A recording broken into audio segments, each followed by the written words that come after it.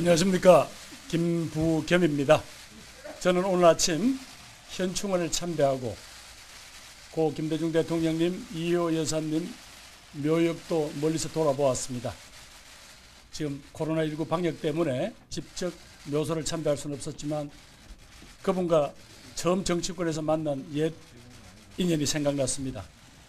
제가 김대중, 이기택 두 분 공동대표가 이끄시던 민주당의 부대변으로 임명받아 처음 인사로 하를 갔던 날 제 손을 잡으시고 정치는 서생적 문제의식과 상인적 현실 감각을 가지고 국민들보다 딱 한 발 앞서서 국민들에게 호소하고 또 국민들에게 동의를 구하는 그런 일이라고 그렇게 가르쳐 주시던 김대중 총재님의 그 모습이 생각이 났습니다.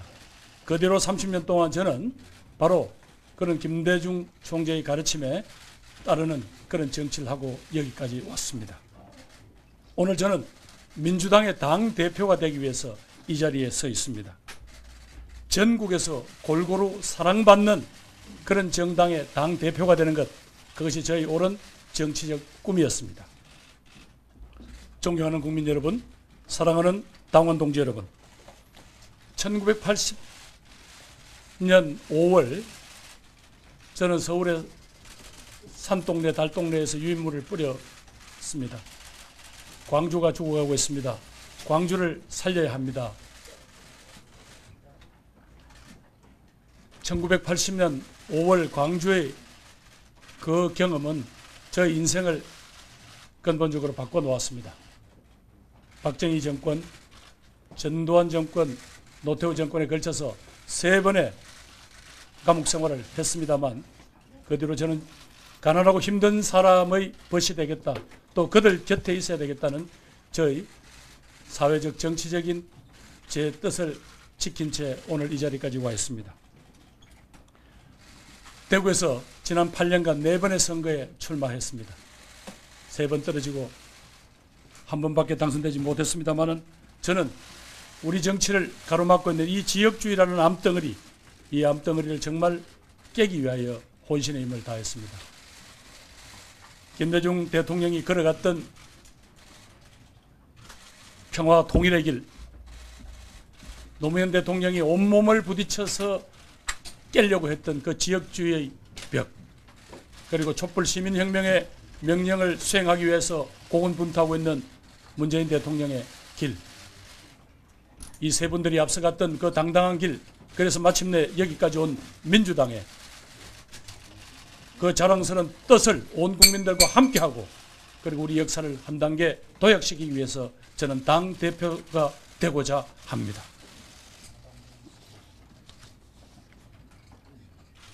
저는 오늘 2년간 당을 책임지고 가야 할 민주당 당대표의 엄중한 책임에 대해서 다시 생각해 봅니다. 우선 무엇보다도 내년 4월에는 부산시장 선거를 비롯한 재보궐선거가 있습니다. 문재인 정부 마지막 1년을 남겨두고 치러지는 선거입니다. 양쪽이 아마 치열하게 대결할 수밖에 없을 겁니다. 문재인 정부의 성패 및 그 다음에 정권 재창출과도 밀접한 연관이 있는 중요한 의미를 가지는 선거입니다. 그리고 내년 9월쯤부터는 민주당의 대통령 후보를 뽑는 선거가 시작됩니다.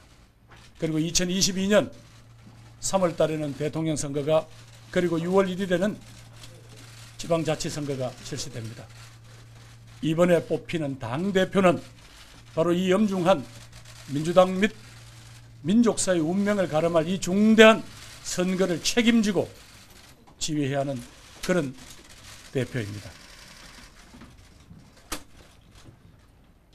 따라서 대선을 공정하게 관리할 뿐만 아니라 민주당에 대한 국민들의 뜨거운 사랑, 또 민주당이 더 잘했으면 하는 국민들의 따끔한 질책까지 모두 다 묶어서 더 큰 민주당을 만드는 그 책임이 이번에 뽑힐 민주당 대표에게 주어진 것이다. 저는 그렇게 생각을 합니다. 저 김부겸은 꽃가마를 타는 당대표가 아니라 당원 동지들과 함께 국민들의 바닷속에서 노를 저어가면서 땀을 흘려가면서 우리들이 함께 꾸는 꿈을 실현하자고 호소하는 그런 당대표가 될 것입니다. 거듭 약속드립니다. 저는 당대표가 된다면 2년 임기의 당대표가 임기를 꼭 채워서 아까 말씀드린 그 중요한 정치적 고비를 당원과 국민들과 지지자들과 함께 반드시 돌파해 내겠습니다. 그래서 더 큰 민주당이 대한민국 국민들의 가치와 기준을 당당하게 후퇴할 수 없을 만큼 그렇게 진전시키는 당대표가 될 것입니다. 존경하는 국민 여러분, 당원 동지 여러분, 제가 당대표가 되면 176분의 국회의원님들 그리고 많은 자치단체장님들 또 각 자치의회의 의원님들 그리고 150만에 이르는 우리 당원 여러분들과 함께 다음과 같은 중요한 국민과의 약속을 실현하고자 합니다. 바로 그것이야말로 우리 당의 존립의 이유인 국민의 삶과 행복을 책임지는 책임국가의 길을 앞당기는 길이라고 생각합니다. 첫 번째, 코로나19 사태가 지금 우리 국민들을 괴롭히고 있습니다. 이것을 극복할 뿐만 아니라 그 이후에 대한민국을 준비하는 그런 역할을 하겠습니다. 많은 전문가들이 코로나19 이후의 우리들의 삶은 근본적으로 달라질 것이라고 합니다. 뭔가 전환기의 새로운 발상의 전환과 준비와 변혁이 필요하기 때문입니다. 특히 무엇보다도 이번에 코로나19 사태 때 가장 취약한 부분은 국가가 책임을 질 수밖에 없습니다. 전 국민 고용보험제도 도입 등 튼튼한 사회 안전망을 지금 시급히 준비해야 됩니다. 그리고 정치권 및 사회 일각에서 제기된 기본소득 도입 문제에 대한 토론에 들어가서 중장기적으로 대한민국 사회가 합의할 수 있는 수준을 빨리 도출해내야 하고 그것이야말로 코로나19 이후에 다시 그 이 아픔 속에서 가장 상처가 큰 국민들을 보담 쌓는 그런 중요한 일이라고 생각합니다. 두 번째는 지금 가장 뜨거운 쟁점이 되고 있습니다만 검찰개혁을 완수하겠습니다. 저는 행정안전부 장관 시절 박상기 법무장관, 조국 민정수석과 함께 검경수사권 조정 등 검찰개혁안을 정부안을 마련한 바가 있습니다. 핵심은 국민의 인권을 잘 보장하기 위한 어떤 제도가 필요한가에 있습니다. 그동안 관행처럼 굳어져 온 비대한 검찰 권력, 국민의 통제를 받는 그런 방식으로 제도는 분명히 개혁되어야 합니다. 저는 최근 검찰 일부에서 일어나고 있는 여러 가지 행동에 대해서 국민들은 바로 당신들의 그런 행동이 그 노무현 대통령을 죽음으로 몰고 갔다라는 걸 잊지 않고 있다는 그런 경고를 드리고 싶습니다. 세 번째, 저는 남북의 교착 상태를 해결하는 그런 역할을 민주당이 함께 하겠습니다. 무엇보다도 인도적 지원을 적극 제기하도록 하겠습니다. 아무리 정치적인 또 제재라는 국제사회의 룰이 있다고 하더라도 인간의 생명과 관계되는 인도주의적인 가치를 넘어설 수는 없습니다. 바로 민주당이 그 역할을 당당하게 국민과 국제사회를 설득하는 그런 역할을 하겠다는 말씀을 드립니다. 다시 한번 일부 남북 대결주의자 혹은 이 반공주의자들께 요구합니다. 여러분들의 그런 행위들이 이 민족사의 모처럼 이루어진 이 평화를 깰 수 있는 권리는 없다는 걸 분명히 경고해 둡니다. 또 미래통합당도 그런 세력들과 손잡지 말아줄 것을 거듭 경고합니다. 우리 공동체의 가치와 미래를 훼손하는 세력들하고는 어떤 상황이 되더라도 당당히 맞서 싸우겠다는 약속을 드립니다. 넷째, 집으로 부자가 되는 세상이 아니라 집에서 행복한 그런 세상을 만들겠습니다.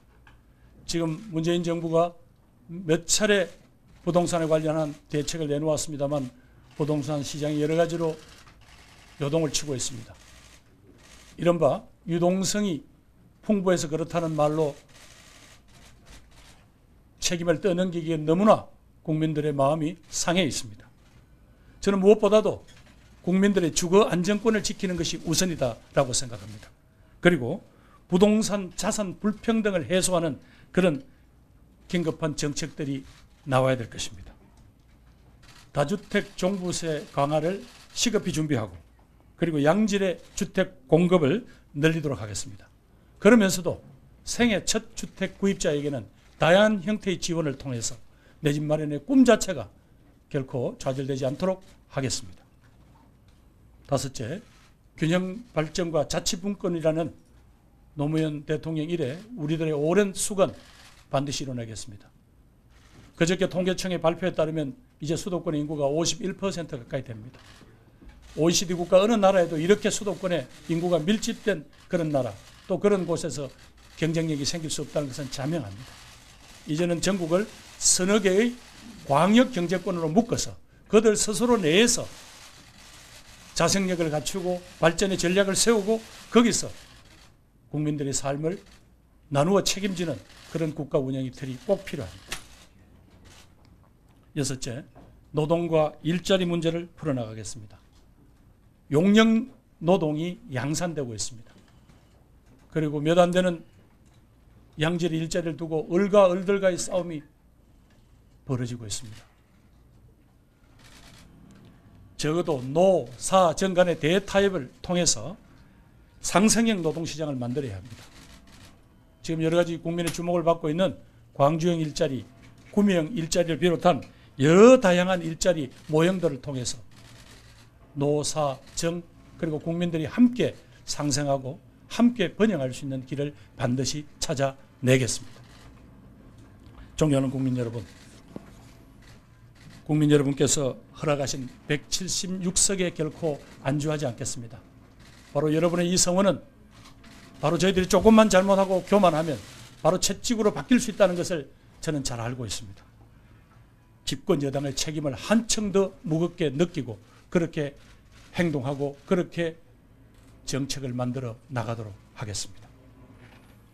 국민의 더 나은 삶, 더 안전한 삶, 더 많은 기회가 보장되는 그런 책임국가의 그런 비전을 실현하는 책임정당 민주당이 되겠습니다.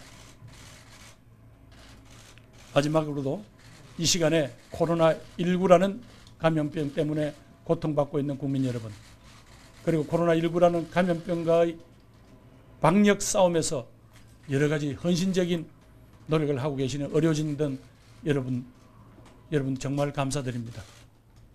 여러분들이 바로 대한민국입니다. 우리는 함께하면 극복해낼 수 있습니다.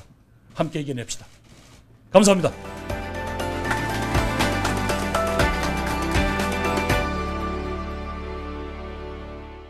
네, 안녕하십니까, 김현우입니다. 더 많은 뉴스와 라이브 이벤트를 보고 싶으시면 여러분 보시기에 화면 오른쪽을 눌러서 구독해 보시길 바라겠습니다. 또 저희 SBS 앱을 다운로드 하시면 속보 알림도 받아보실 수 있습니다.